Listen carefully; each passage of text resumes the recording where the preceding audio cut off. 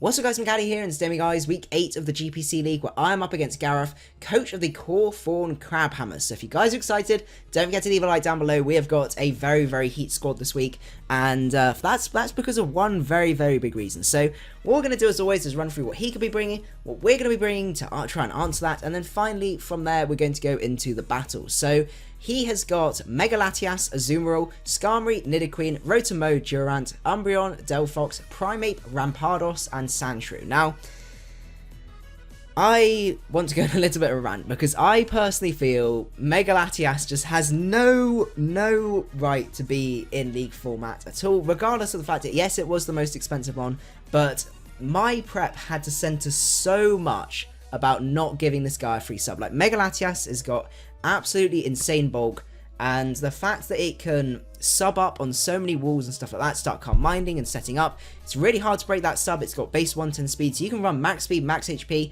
and be like max HP. So you got let me get the stats up for Mega Latias.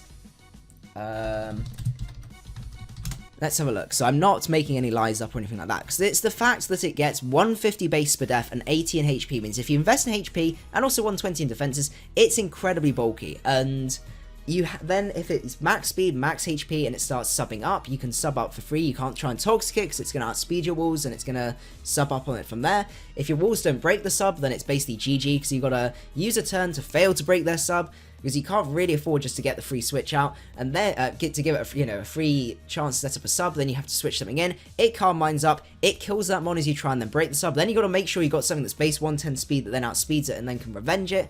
And it is just, it's a terrible Pokemon to have to bring to League format, I must admit. That's just my opinion. Like, it's not my league or anything like that, but it's just one of the things I do very much disagree with. It's a Pokemon I had to center an insane amount of my prep around, and it was silly. Like, for example, my Forretress, I couldn't check, his Azumarill properly, or I couldn't check, the Durant properly, the Primeape properly, potentially Rampardos properly, because I couldn't run defensive Forretress, because a bug bite won't break the sub, and also the fact that even if it isn't sub, it could then, still roost up on me and then set up calm mines and then just sweep my team from there. So I had to prep my team so hard to make sure every single mon wouldn't give Mega Latias either a free sub or a chance to set up. So most things I tried to get to 2-hit KO, and it's just you can imagine my frustration. So literally my 6 team members,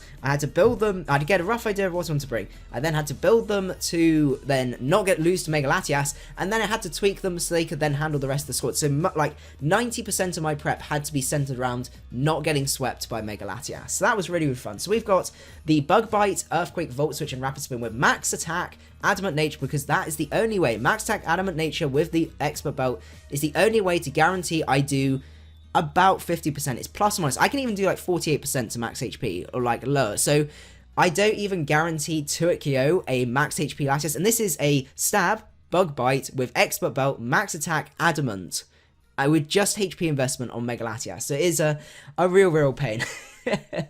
Then we've got Forretress with the Choice Specs. So Choice Specs Forretress is designed to catch him off guard. I know he's expecting me to bring Forretress, and which is why I'm expecting like Skarmory, Rotom-Mow, Nidoqueen, and stuff like that. But what he doesn't know is that a Specs Forretress, if it, as Quizzo decided to bring it, hits like an absolute truck. So that's absolutely beautiful. I can actually, after Rocks, I have a good chance to 2-hit KO a physically defensive Skarmory, which I'm expecting to bring to check my Mega Lopunny. I can 2-hit KO Speedy Nidoqueen after Rocks, so that's pretty cool. So just overall, just hits like an absolute truck. I don't think I had Rocks on this team, but basically, my meaning for my Forretress was just, it hits like an absolute truck. And a lot of things that you think are switch-ins do not become switch-ins because of the choice specs and the special attack investment. So most people calc for the defensive set, and that actually doesn't hit that hard. But once you get all the investment and you make it modest and you add the choice specs, then it hits like absolutely crazy. So that's really nice. We've got Moonblast, Him Power, Fire, and Psychic, and that hits all of his team incredibly well. And then we've got Aromatherapy, just because there isn't anything else he wants to put on this team. And if he's got like Toxic on Skarmory, Toxic, and Toxic on a few different things, it would be really nice to be able to get rid of that if I need to from there. Next, we've got the Expert Belt Electivire with the Motor Drive. I wanted this to be Assault Vest, but unfortunately, Assault Vest can actually be stored out by Mega Latias. It does I need the Expert Belt to be able to KO it, so that's something I wasn't able to bring. So I've got the Ice Punch, Thunder Punch, Hammer Arm, and Fire Punch. I decided to bring this because it's got a nice little speed tier, where it outspeeds quite a lot of the prominent threats on his team, so that's really nice, and I can hit them up with some super effective damage. I've got Thunder Punch rather than Wild Charge, just because I don't like the extra damage that you get from Wild Charge to yourself, and it means things like the Scar might be able to stall me out from there. Then we've got the Lopunny, very, very standard, probably definitely the most standard set on this, just because it does a fairly decent amount of work to his team. I have to watch out for Protect on Umbreon, but I can Power Up Punch and play shenanigans like that, and because I outspeed the rest of his team, I can go Adamant on that guy, which is pretty beautiful. Then we got the Latios, which also is really nice, because the only other thing that outspeeds speed ties with us, I believe, is the Mega Latias. So that's pretty nice. So I've got the Habam Berry on there, so if I do lose the speed tie, I can handle it, and I can potentially break the sub or do something. Not that Dragon Pulse is going to do a ton to Mega Latias, but it's going to do a respectable amount.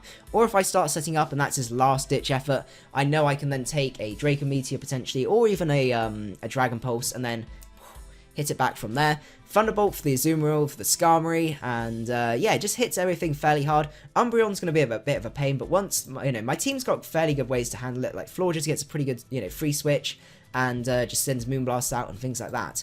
Next, we've got Rotom. Now, Rotom was another one. I can bring Defensive Rotom, because if I bring Defensive Rotom with the Shadow Ball, which I had to bring Shadow Ball because otherwise Mega Latias sets up on me, if I have the Shadow Ball, I might not even break a Mega Latias' sub with a defensive Shadow Ball. So that gives you an idea of how annoying this thing's I've had to prep for. So first of all, I had to bring Shadow Ball, but then Shadow Ball isn't enough because it doesn't even break the sub potentially. So now I have to run special attack investment. So I have no way of recovery on this guy, which is very, very difficult for me. I've got the T-Wave on me, just on there, rather than Pain Split, just because I feel like I need it to help me with some of his faster threats, like the Delphox, the Primeape, Rampardos, and also if I find out his Mega Latias doesn't have sub, if I can live a hit, then I can get T-Wave off. That's going to be a lot easier, and it means Floor just basically just picks it off from there, which is really good. We've got a bit of speed creep there to be able to outspeed Azumarill guaranteed, and that is going to be the squad. So without further ado, what we're going to do is go into the battle from there. Okay, so we are at the battle, and as you can see, he decides to bring the Mega Latias. Luckily, we've prepped like hell for that guy because we've had to, so that's absolutely fine. So that's going to make our lives a little bit easier. The Umbreon and Skarmory, which I know is going to be a really tricky call to break. The Nidoqueen, which I need to find out what sort of set that is, if it's going to be bulky Queen or if it's going to be more offensive. We got the Durant there. I was thinking Durant's probably going to be his choice Scarfer, something like that, just because everything else kind of doesn't look to be particularly choice Scarfy. I mean, Nidoqueen might, but it's very, very unlikely. And then finally, we've got the Azumarill there, which I need to find out, because if it's Belly Drum Azumarill, I could be in trouble, because I wasn't able to basically invest as much in my walls. So I decided to lead up with my Electivire, because I was thinking, I can handle that if it leads, I can hit that pretty hard, I can hit that pretty hard. All of his team, apart from obviously the Durant, fairly hard, so that's going to be pretty nice, as he leads up with a Nidoqueen. So this was a tricky choice, because I knew he could just Earth Power and bot me, but I was like, I know I speed prep for him, he's most likely going for rocks, if he's going to have rocks in the sky, because it means then the Skarm can have like Defog, Whirlwind to stop me setting up with, various things like Lando Eye, and, if I'm Calm Mind, Lando Eye, or something like that. And I've got the Rotom that's going to be switching in, so it is, and also the Latios that could potentially come in. So I'm not expecting the Earth Power here, but he ends up being Scarfed and takes me out from there. So that's not great from my side, but then on the other hand, at least now I've got some information, which is, going to be quite useful. So I know that this is a choice Scarf set from there. So I go into my Rotom, knowing that full well I can just basically Volt Switch out here, which is very nice. But I decided to T-Wave here, just in case he decides to go into the Latios, or the Latias or something like that. I had to try. And then I get the Volt Switch off, so, getting this guy paralyzed is nice, just because it's going to help me wear this guy down. He goes for Baton Pass, though, a really great play, and goes out into Azumarill. So now I have to make a tricky choice. I go into Rotom, unfortunately goes for the player off, and that lack of defense investment is going to really, really be painful for me. So I'm going to take a huge amount, revealing that he is banded. So we know there's 2 choice slot guys, so that's pretty good for me. I'm going to Volt Switch here. I knew if the this guy was going to come in, I'd be able to take it on, and I can always switch out. So I knew Volt Switch was probably my best play from there. So I now Volt Switch out, go into my Florges, because I know I can just smash something with a Moonblast, and it does 82% to the Durant. That's absolutely beautiful. I decide to switch again here, as he goes into, he's into Mercury with Forretress. I go back into my Rotom here, as he goes to Earth Power. So that's great. We got the prediction right, and we know that he's Choice Scarf, so I can get another Volt Switch out. So, it's tricky. We're being pressured a lot, but we're still, getting the momentum and getting some nice, damage off and stuff. He goes to Protect here, which is definitely a risky play, considering he could have get powered there, and I'm pretty confident I'd have just OHKO'd it from there. Moonblast comes through doing a huge amount of damage. That's really nice. It's unlikely, if I can get a little bit more chip damage, he might not be able to take me out. So now, this was a really, really huge play. So he went for Sludge Wave, doing a huge amount to my Rotom. So I had to think about it, and I was like, right, I can go into Forretress for free, but he knows I can go into Forretress for free, and Forretress is 100% my play. So I'm expecting him to switch out now to anticipate me to go into Forretress, because it is just so obvious. Like, there's literally no other reason. There's no reason for me not to. So I was like, well, there's no reason for me not to, so let's not. For me to, not to, so let's not, yeah. So I'm going to go for the Volt Switch here. He switches out into Skarm. We get the Volt Switch off and still do a really nice amount of damage after that with Calm Berry. So that is really, really nice. A really ballsy play for us, which really puts the pressure on, because now we can go into our Latias, set up the Calm Mind, and basically try and take him out from there. He stays in, which is a really, really huge play. I went for the Dragon Pulse expecting the switch into possibly Nidoqueen or something like that. So I should have gone for the Thunderbolt there, as he goes for Brave Bird and takes me down to a really low level, but I'm still out of range for the Nidoqueen. So the Nidoqueen's Ice Beam will still not break me because of that special defense boost. That's really nice. So he goes into Azumarill to try and take me out from here. I go for the Thunderbolt, and this is where it gets a little bit hacksy. So I get the Paralysis, and then he gets paralyzed from there. So that's really, really terrible hacks, and I do apologize. I don't know what it is. Some league battles I get completely hacked to death, and then other ones I get really, really lucky. Because now he gets paralyzed again, and I get the T-Bolt. So that's huge, because as I said, the this guy will not be able to break me.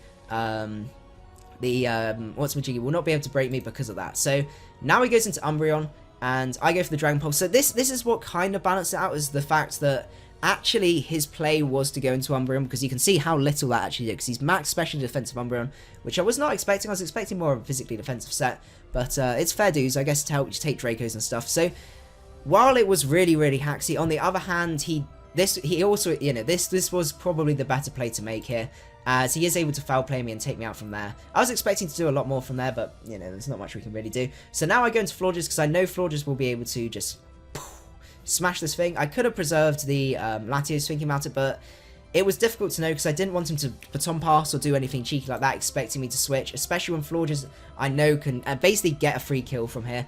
Out comes the Durant again. I'm going to switch out and go into my Forretress, because I know Forretress should be able to take at least one hit. And he goes to the Iron Head, so that's really, really nice. And I know I can take another one. So now I decide to go for the Earthquake, predicting the Nidoqueen to come in. And I was like, oh, at the very least, if this guy comes in, I can just go for Bug Bites and just go Bug Bite, and stop him from setting up. So now I get the Earthquake off, kill the Nidoqueen, so that's really, really nice. Forretress is actually putting in work, which is a crazy thing to see. So now he goes into Buff Spyro, and I was like, you're not setting up on me. He goes for Calm Mind, as they always do. I get the Bug Bite, and I do 50%, so that's absolutely beautiful. He tries to roost me out, but I'm having none of it. I have more roosts than Bug Bites than his roosts, so he's just going to keep going for those roosts, and we're just putting on the pressure with Bug Bite, and there is nothing that he's able to do to handle us from there. Forretress is just putting in far too much work right now. So he does get the Dragon Pulse, and we kill him off with the Bug Bite. So that's really nice, but he is going to be guaranteed to get one more kill here. But unfortunately, he misses the hustle just to rub salt in the wound, and we do finish him off with the Bug Bite. So Forretress gets another kill there. So I think Forretress got 3 kills that game, which is pretty crazy. But I do want to apologise for the hacks, but on the other hand, as we said, there was the other play that he could have made, so it does kind of balance it out. But on the other hand, it is, you know, it wasn't ideal at all. But so I do apologise for the hacks and stuff like that. But as I said, screw Mega Latias. That, honestly, like, I've never had to prep for one mon so much on a team, and it's like so negatively affected my team building. It's just crazy. But anyway, I hope you guys did enjoy the video. If you did, don't forget to leave a like. I would really appreciate it. And I will see you guys at the next one. Macadii out.